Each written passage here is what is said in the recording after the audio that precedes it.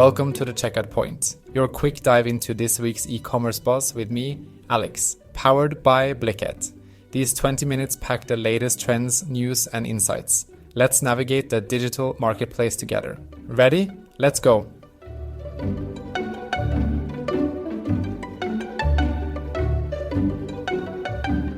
Hey folks, welcome back to the Checkout Point by Blicket.co, your 20-minute blast of everything you need to know about e-commerce. I'm Max, buzzing on my third cup of Morning Joe. And I'm Rachel, thrilled to be here for the first time. Max, thanks for not scaring me off yet with your caffeine-fueled antics. I'll do my best. All right, today's a special one, folks. Not just because I'm joined by Rachel here, but believe it or not, it's week 10 already. Yes, week 10, and just in time for discussing those Easter campaigns. You know, speaking of Easter, I'm already plotting my chocolate bunny strategy. I take my Easter chocolate very seriously. Exactly. And speaking of plotting, we have a fantastic lineup today, starting off with a dive into a new AI assistant designed to change e-commerce privacy for the better. They say it keeps your shopping discreet and your deals spot on. Then we're going to touch on Amazon's latest, from palm scanning tech to their global strategies. There's plenty to unpack there about how convenience might be crossing into controversial territory. Oh, and since we've got you on board just in time for the Easter craze, Rachel, we're diving into some unusual activity on Shopify and what these trends might mean for all you e-commerce owners and holiday shoppers. Can't wait! And Max, with my first episode, I hope we really shake things up, especially as we look into how integrating offline and online shopping is creating seamless customer experiences in omnichannel e-commerce. Last but never least, we'll explore how Alibaba and Maersk are teaming up. Seems like they're setting the stage for how fast our Easter goodies might travel around the globe this year. So grab your coffee or tea and let's get started. Max, after this, I might just need a coffee to match your energy. We'll make a coffee convert out of you yet. Let's dive in.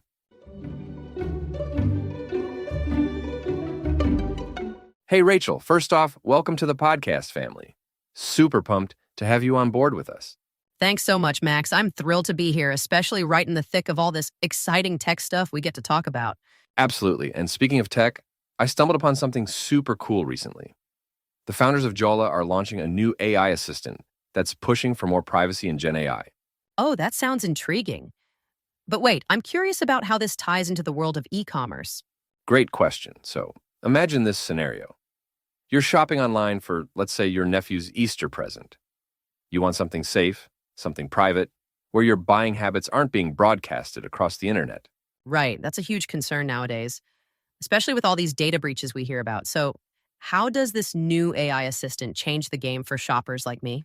Well, it's like having a super smart shopping buddy who knows exactly what you're looking for, but keeps all your secrets. Instead of bombarding you with all those annoying ads based on your browsing history, it helps find what you need without compromising your privacy. That's a game changer, honestly. It really taps into that growing need for privacy that a lot of us are craving online. But here's what I'm wondering, Max. How do they ensure it's actually keeping our data safe? That's the million-dollar question, isn't it? From what I've gathered, they're deploying some heavy-duty encryption, and they're big advocates for transparency.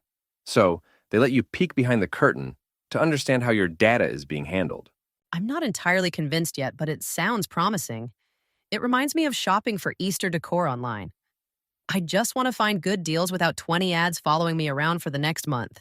Exactly. Nobody wants an Easter egg hunt spoil because every ad spoils what's in the basket.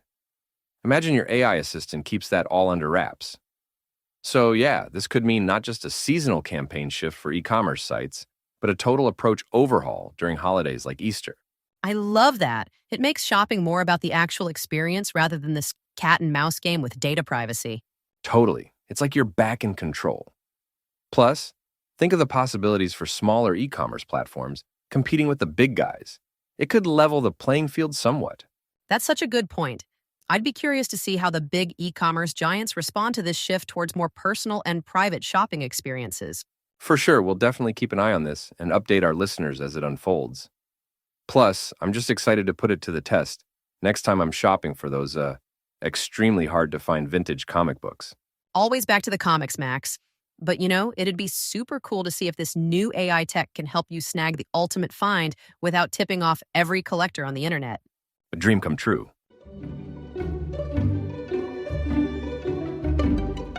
Hey everyone, welcome back. And hey, before we dive in, I've got to give a big shout out to my amazing co-host here. Rachel, it's officially your first week with us. How's it feeling? Thanks, Max. Honestly, it's super exciting to be here. A bit like the first day of school vibes, but cooler because I get to talk about fun stuff like Amazon's latest tech wizardry. Speaking of Amazon, did you hear about their new palm scanning tech? They're planning to implement it at NYU Langone Health facilities. It's like something out of a sci-fi movie. Seriously, it's wild to think about walking into a hospital and just waving your palm to check in. But here's what I'm wondering. How do people feel about it? I mean, it's ultra convenient, sure, but isn't it a bit Big Brother? Totally get that vibe. But think about it. No more digging through your bag to find your ID or insurance card. You could be juggling your coffee, your phone, maybe some classic hospital gift shop balloons and still breeze right through. True, true. And when it comes to merging technology and convenience, Amazon is like that overachiever in class who does all the extra credit just for fun. Exactly. And they're not stopping there. You know about their battle with Temu and Shein? Well, Amazon's looking at global expansion now.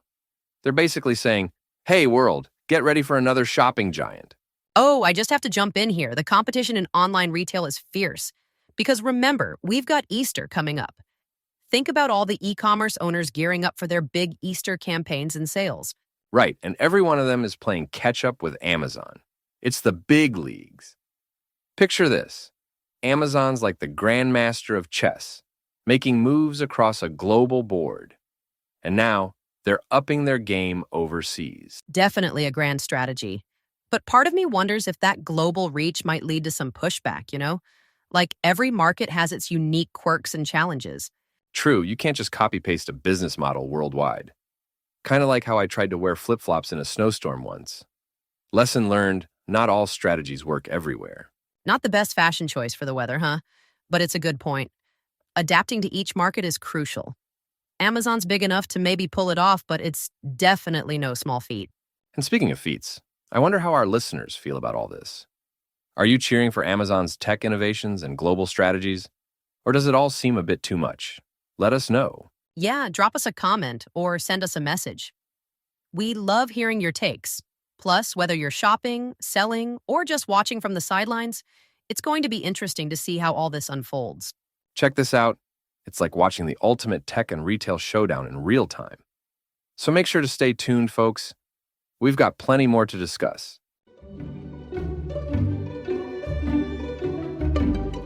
Hey, morning, Rachel. Welcome to your first week on the show. Feeling good? Hey, Max, thanks. I'm super excited to be here. Honestly, it's a bit like the first day at a new school, but, without having to remember where my locker is.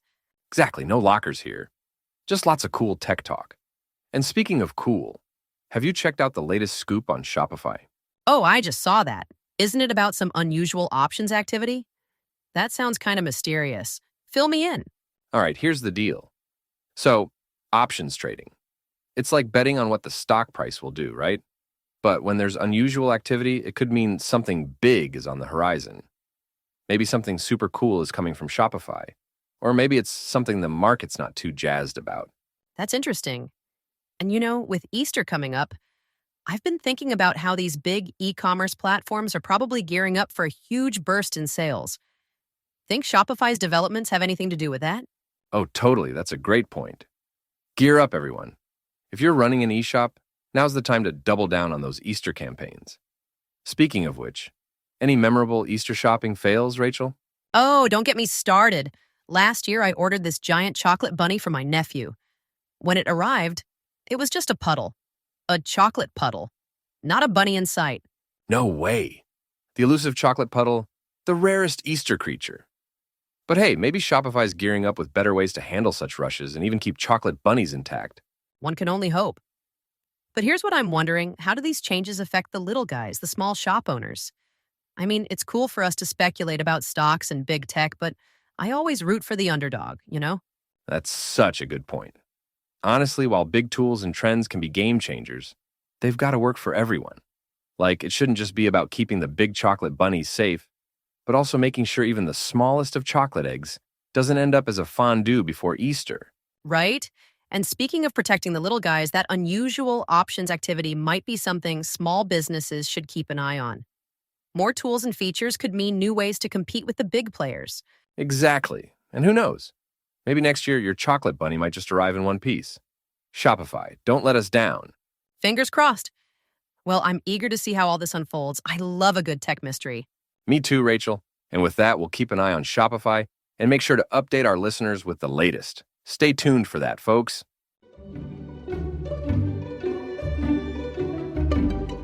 Welcome back, folks, and a super warm welcome to Rachel. It's your first week on the show. How's it feeling? Oh, thanks, Max. It's honestly so exciting to be here. I've been a fan of the podcast for ages, so it's kind of surreal to actually be hosting. Plus, talking about something as cool as omnichannel e-commerce today, I'm all in.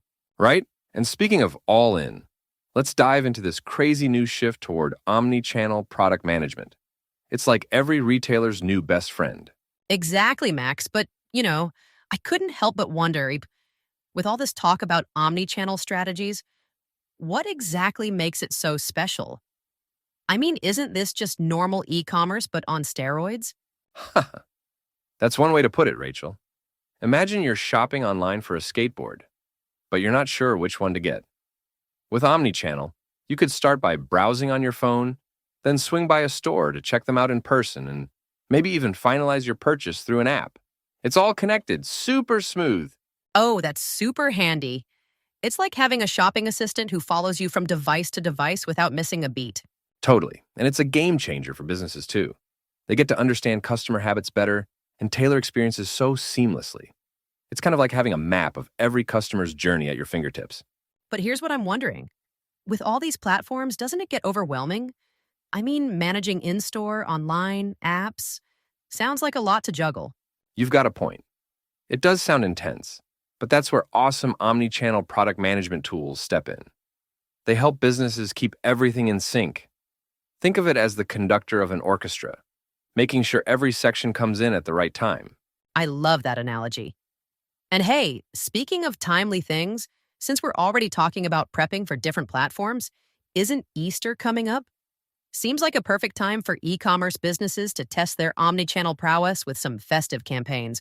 Oh, absolutely. Imagine the egg hunts, but digital and maybe some in-person surprises.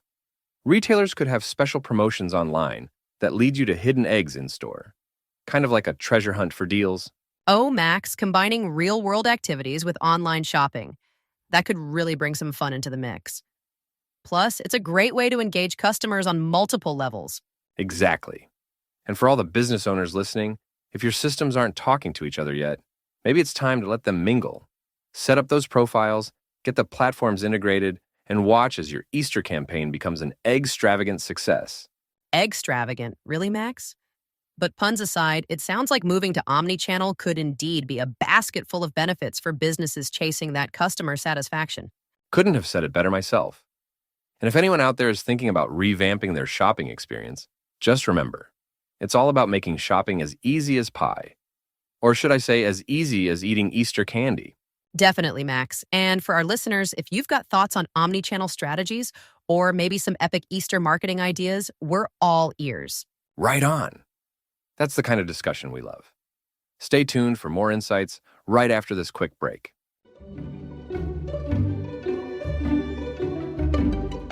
Hey everyone, welcome back. And hey, I want to give a super warm welcome to Rachel, who's joining us for her first episode as co-host. Rachel, how's your first week been? Thanks, Max. It's been fantastic, honestly. I'm just soaking it all in and, bracing myself for all those dad jokes you promised. Oh, you bet. I've got them stocked up just for you. But speaking of stocking up, let's dive into something really cool. Have you heard about the latest buzz in e-commerce tech? Are you talking about Alibaba teaming up with Maersk for logistics services? Exactly. I mean, talk about a game changer. It's like the Hulk teaming up with Iron Man, super strong. That is a vivid image, but yes, super powerful alliance there.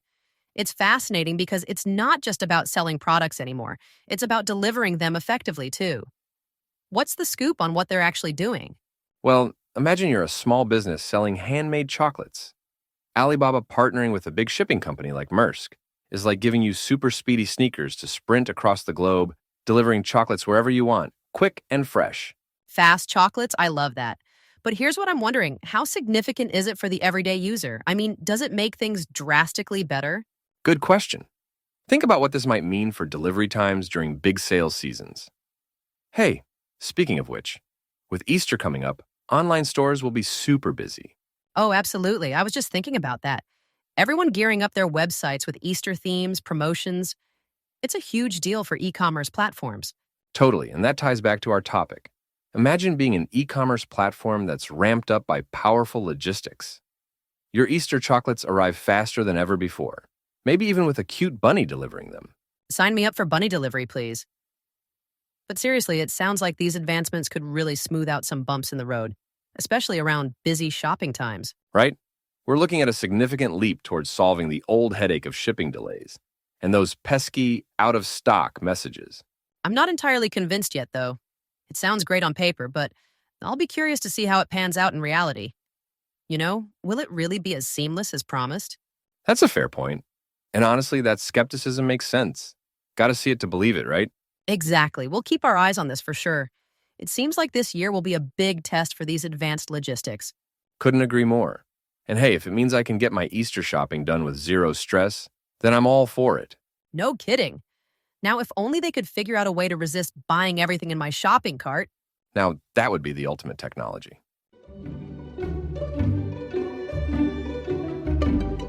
Well, Rachel, week 10 is wrapping up and it's officially in the podcast books. How do you feel about your first week behind the mic with us? Thanks, Max. It's been fantastic. Honestly, diving into everything from AI security to Amazon's latest tech, it's like being in the front seat of a roller coaster in the best possible way. And talking about Easter coming up, I can almost taste the chocolate bunnies we mentioned earlier. Oh, for sure. I've got to say, that chat about Alibaba and Maersk possibly speeding up our Easter deliveries got me excited. Fast chocolate is the future. Now, if only those bunnies could hop right into my shopping cart without me lifting a finger. If you folks loved hanging out with us today, we'd be thrilled if you joined us again next week. We'll have more e-commerce insights. And yes, probably a few of my terrible jokes too. We wouldn't have it any other way, Max. And hey, everyone, don't forget to swing by blicket.co for more cool resources and tips on getting your shops ready for the Easter rush. Whether it's adopting new tech or strategizing for those holiday sales, there's always something new to learn. Absolutely. And just think, Rachel, this is only your first week. There are so many more topics and terrible jokes ahead. But seriously, folks, thanks for hanging out with us. It really makes our week sharing all these thrilling updates and insights with you. It's been a pleasure, everyone. Remember, the world of e-commerce doesn't sleep, but luckily for you, we're always here to help make sense of it every week. Keep questioning, keep exploring, and let's keep pushing the boundaries together. Couldn't have said it better myself. We'll catch you next week, folks. Until then, take care and keep your carts full and ready. Bye now. See ya.